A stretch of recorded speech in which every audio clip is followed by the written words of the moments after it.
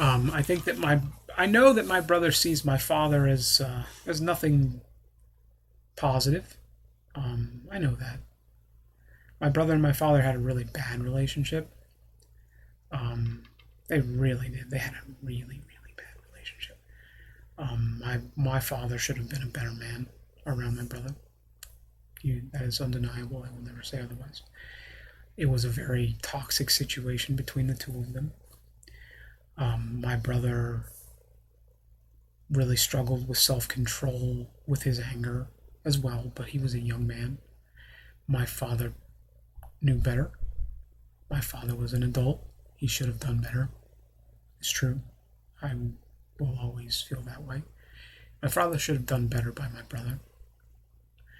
My brother really struggled with his anger when he was a young man, really badly. And it's hard for me to judge him for that. He was a young man, and he didn't have a relationship with his own father, and things in my family were pretty toxic. My mother's drinking was really, really toxic, and it was just a pressure cooker of anger and pain and bad stuff all around. But I think that that's part of why my mother and my brother bonded the way that they did away from me. Because my mother didn't respect my father, my mother's parents didn't respect my father to the point where they were actively abusive towards him when they were around him. And my Uncle Dave also did not respect my father, which is why largely my Uncle Dave has treated me and had treated me pretty badly. Or just treated me, he was a jerk to me when I was a kid. My Uncle Dave was. And, the last time I saw him, he was different in a way, but it also seemed like he was just being fake in some ways, towards me at least, when I was around him. It seemed like he almost didn't even know what to say to me, that it was hard for him to be real towards me. I don't really know what to make of that, but my Uncle Dave was a jerk to me when I was a kid, was a jerk to me when I was a young man, was a jerk to me when I had Heather around to meet that side of my family, was a jerk to me in front of Jim when I was just trying to be nice to Jim when Jim was first introduced to my family. And that leaves Jim. And I don't know what to think of Jim in relation to my father.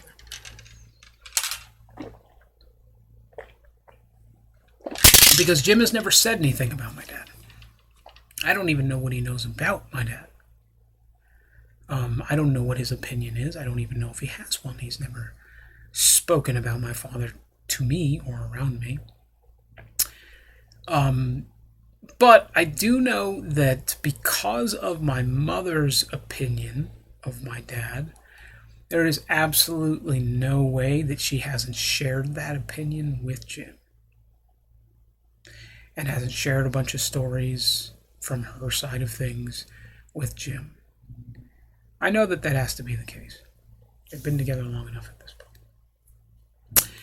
And what that means to me is, if nothing else, Jim knows about the history, some of the history with my father and the family. I don't know what he feels about that stuff. I don't. And I simply don't. But what I do know is that my father, despite having many flaws,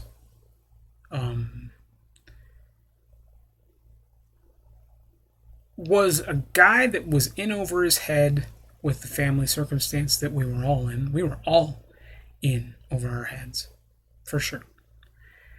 But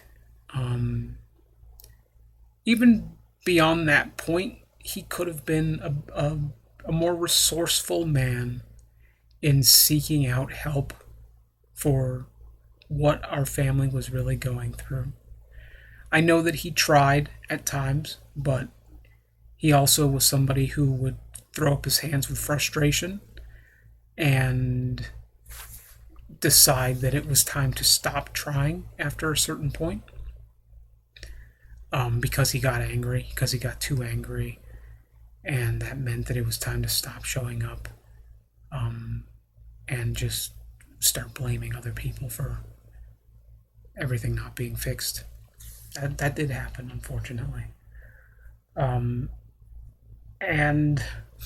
so that's what I have to say about all of that, I believe, at this point. My father was somebody that I think a lot of people started to hone in on behind my back for whatever reason. And then all of that was projected onto me because of my life circumstance regarding my education and regarding my career and my job history behind my back.